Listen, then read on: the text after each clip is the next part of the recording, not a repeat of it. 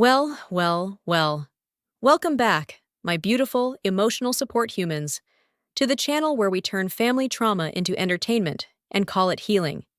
Yes, my friends, welcome to Lying Whispers, that cozy little corner of the internet where secrets come to die, loudly. Now tell me something before we begin. Are you emotionally stable today? No? Perfect. You're exactly where you need to be. Go ahead, grab a coffee and follow this absurd story with me. Hot, iced, questionable gas station coffee. I don't judge. Unlike this mother. Oh, I will judge her. And stick with me, my friends, because this story starts messy and ends in a way that made half the family block each other on social media. So yeah, buckle up. Let me introduce you to the bride. She was 30 years old, organized, responsible, emotionally exhausted but still hopeful, which honestly was her first mistake. She had one of those lives that looks calm on the outside. Good job. Stable relationship. A color-coded wedding planner that she pretended didn't control her entire nervous system. She had been dating her fiancé for 4 years. 4. Long, patient, emotionally literate years. He was kind, supportive, the type of man who remembered birthdays and actually meant it, which, apparently, was unacceptable, because if there's one thing her mother hated more than silence, it was her daughter being happy without her approval. And my friends, let me tell you something about this mother before we go any further. She wasn't evil in the movie villain way. No cape, no dramatic laughter. She was worse. She was the type of woman who cried on cue, who weaponized concern, who said things like, "I just want what's best for you," while actively lighting emotional fires and watching them spread. You know the type. If you know, you know. The engagement happened on a random Tuesday. Nothing flashy. No crowd. Just love, a ring, and a quiet certainty. The daughter called her mother that same night. Big mistake. Huge. Astronomical. At first, the reaction was suspiciously calm. "Oh," the mother said. "That's nice." Nice. When your mother says nice like that, my friends, it's not nice. It's a warning shot. But the daughter ignored it. Because hope is delusional like that. The wedding planning moved fast.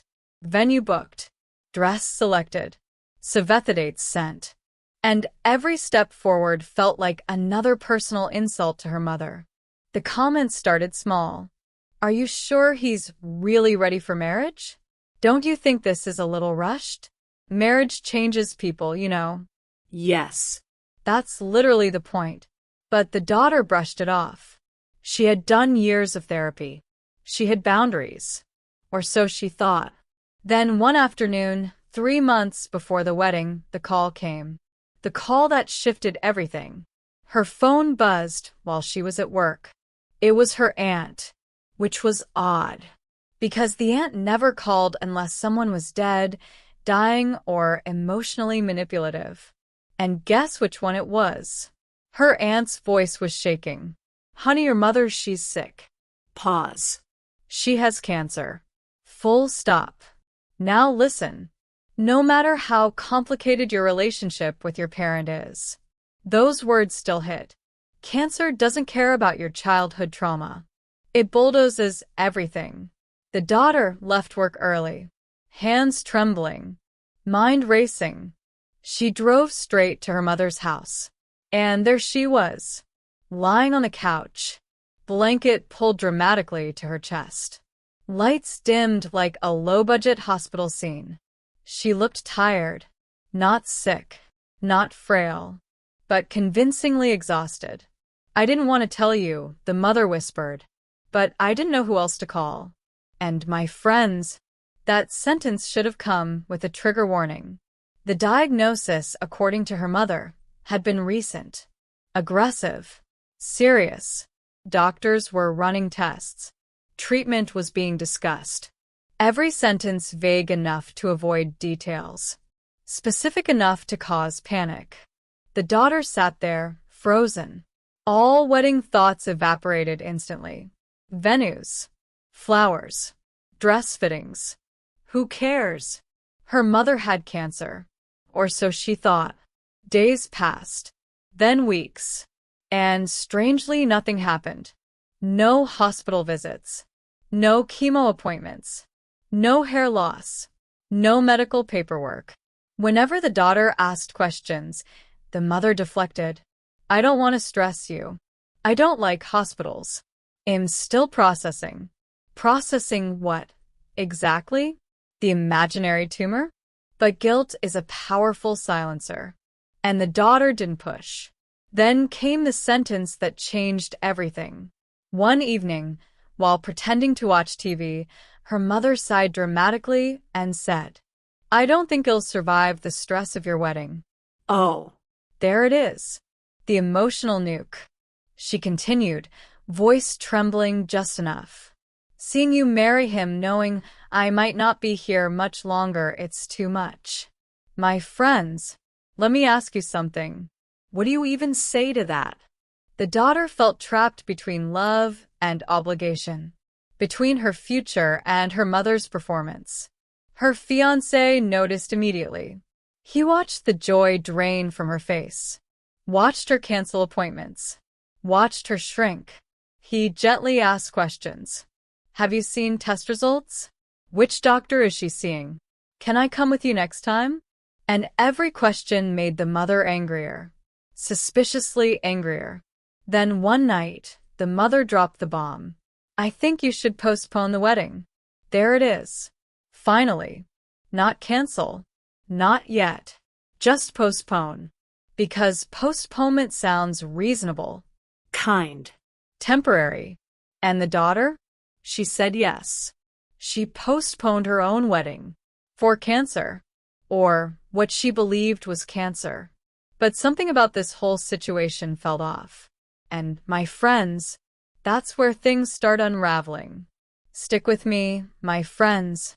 So, after the wedding was postponed, yes, postponed, not canceled, because hope dies slowly, the daughter entered what I like to call emotional limbo. That weird space where you're technically doing the right thing, but your soul feels like it's being quietly mugged in an alley. She told herself she was being a good daughter, a compassionate daughter, a daughter who understood that family comes first. And let me pause right here. Whenever someone says family comes first, what they usually mean is, your feelings come last. Anyway, weeks went by, then months. And Harris, where things get suspiciously quiet. No hospital bracelets. No oncology center visits. No frantic calls from doctors. No side effects. No medical bills. Nothing. The mother still cooked. Still went grocery shopping. Still complained about her neighbors. Still had the energy to reorganize the pantry at 7 in the morning, which, honestly, already felt like a red flag. But whenever the daughter gently asked, so what did the doctor say? The answers were always foggy. They're monitoring it. They don't want to rush into treatment. It's complicated. Complicated how, Susan? Is the tumor shy? The fiancé, bless his emotionally intelligent soul, stopped buying it. He didn't say it out loud at first. He just watched. Watched how the mother's symptoms conveniently flared up whenever the wedding was mentioned. Watched how she suddenly felt weak right before dress fittings. Watched how she miraculously felt better whenever attention shifted back to her. One night, he finally said it. I think your mom is lying. Silence. The daughter snapped. How can you say that? She's my mother. Who lies about cancer? And my friends. That question would age like milk. The argument ended badly. Not screaming. Worse. Quiet disappointment. The daughter cried herself to sleep that night, torn between love and logic. Because questioning your parent feels like betrayal, even when your gut is waving red flags like it's directing airport traffic. Then came the appointment. Or rather the supposed appointment. The mother casually mentioned she had a follow-up with her specialist. The fiancé gently suggested, why don't we go with you? And for half a second, just half the mother froze. Her smile stuttered. Oh, that's not necessary. Red flag number 73. But this time, the daughter didn't back down. No, she said softly. I want to come. The mother's face tightened. I don't like people hovering. Hovering. At a cancer appointment. Okay. But she agreed. Reluctantly. The day came. They drove to the clinic together. Or what was supposed to be a clinic. Because when they arrived, my friends, they were standing in front of a general medical building. No oncology department. No cancer center signage. Just a regular, boring office building. The mother walked ahead too fast. Like someone hoping momentum would replace credibility. Inside, she checked in at reception. The receptionist asked, "Who's your primary physician?" And the mother hesitated. Just for a second. Then she gave a name. The daughter noticed something odd. The receptionist frowned. I don't see that doctor here. Oh, awkward. The mother laughed nervously. Oh, I always mix up the days. Silly me. Silly you. They left. No appointment. No explanation. No follow-up. And in the car ride home, the daughter didn't say a word. Because deep down, she already knew. That night, she did something she had never done before. She searched. She looked up the doctor's name. The clinic. The supposed diagnosis. Nothing. No records. No specialists. No trace. Her hands shook. Her chest tightened. And suddenly, the truth hit her like ice water. Her mother wasn't sick. She was scared. Scared of losing control. Scared of being alone. Scared of her daughter choosing someone else. And instead of being honest, she chose the most unforgivable lie imaginable. Cancer. The confrontation happened 2 days later. No yelling. No dramatic music. Just facts. The daughter sat across from her mother and said quietly, I know you're lying. The mother scoffed. how dare you? The daughter listed everything. The fake appointment. The missing records. The contradictions. The room felt heavy. And then the mask slipped. The mother's eyes filled with tears, real ones this time. I didn't mean for it to go this far, she said. I just needed time. I wasn't ready to lose you. Lose her. As if marriage meant disappearance. As if love was a zero-sum game. The daughter felt something break inside her. Not anger. Grief. Grief for the mother she wished she had. Grief for the trust that would never fully return. You lied about cancer, the daughter whispered. You used my love against me. The mother cried harder. I did it because I love you. Ah, yes. The most dangerous sentence in dysfunctional families. And, my friends, that's when the daughter made a decision. One that would permanently change their relationship. But we'll get to that. Because after that confession, the half apology, half justification wrapped in tears, something very quiet and very permanent shifted inside the daughter. Not a scream. Not a breakdown. A click. You know the one. The sound your heart makes when it stops negotiating. She didn't storm out. Didn't throw accusations like knives. She simply stood up, smoothed her jacket, and said, I need space. And for the first time in her life, she didn't explain herself. That alone felt revolutionary. The mother panicked instantly. What do you mean, space? How long? Are you punishing me? Punishing. Interesting choice of word. No, the daughter replied calmly. I'm protecting myself. Oof. That sentence landed harder than any insult could have. She left. And my friends, let me tell you, that walk to the car? It felt like grief and freedom holding hands. She didn't go back the next day. Or the day after. She stopped answering calls. Stopped responding to guilt-soaked texts that started with, I guess I'm just a terrible mother. Classic. Instead, she went home to her fiancé and told him everything. All of it. The fake diagnosis. The clinic lie. The confession. He didn't say, I told you so, which honestly deserves a medal.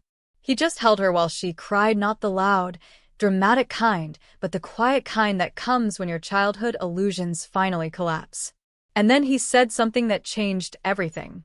We can still get married. Not aggressively. Not defiantly. Just gently. When you're ready. They talked for hours that night. About boundaries. About trust. About how much influence her mother had held over her life without permission. And here's the part nobody tells you about situations like this. When you remove yourself from manipulation, the manipulator panics. The mother escalated. First came the health scares. Am not feeling well. I fainted. My chest hurts. Emergency text sent at strategic hours. But this time, the daughter responded differently. She asked for proof. Doctor names. Hospitals. Discharge summaries. And funny thing, none ever appeared. Then came the emotional spiral. I sacrificed everything for you. You're abandoning me. I guess I'll just be alone. My friends, if guilt were an Olympic sport, this woman would have gone home with gold. But the daughter didn't cave. Because once you see manipulation clearly, it loses its magic. Weeks passed. Then months. The wedding was quietly rescheduled. Small ceremony. Close friends. No drama invited. And yes, that included her mother. That decision did not come easily. The daughter cried over it, questioned herself, replayed childhood memories like a greatest hits album of confusion. But every time she imagined her mother at the wedding, she felt dread instead of joy. And that told her everything she needed to know. She sent a message. Short. Calm. Unapologetic. In getting married on this date, I won't be inviting you. I need peace. The response was nuclear. Accusations. Threats. Long paragraphs rewriting history. Then silence. Which somehow hurt more. The wedding day arrived. The daughter woke up nervous but light. Like someone who finally stopped carrying someone else's emotional luggage. She walked down the aisle without fear of interruption. Without waiting for approval. She smiled. She laughed. She cried happy tears. And when she said I do, she meant it, not just to her partner, but to herself. Now, let's talk about the aftermath. Because manipulative parents don't just disappear. Months later, the mother resurfaced. Different tone. Softer voice. She wanted to talk. To heal. To move forward. The daughter met her for coffee. Public place. Neutral territory. The mother apologized. Sort of. I shouldn't have lied, she said. But I was afraid. Afraid. Not remorseful. Afraid. Important distinction. The daughter listened. Didn't interrupt. Didn't argue. Then she said something that sealed their new dynamic. I forgive you, she said. But things won't be the same. And my friend's forgiveness does not mean access. It does not mean closeness. It does not mean pretending. It means choosing peace over punishment. Their relationship became distant, polite, bounded, controlled. And honestly, that was the healthiest it had ever been. So let me ask you something. What would you do if the person who was supposed to protect you used your love against you? Would you postpone your life? Would you forgive immediately? Would you walk away without looking back? Because here's the uncomfortable truth. Love without boundaries becomes control, and guilt dressed as concern is still manipulation. Comment below, my friends. I need to know. What would you have done in her place? And if you stayed until the end, thank you for sharing this emotional roller coaster with me.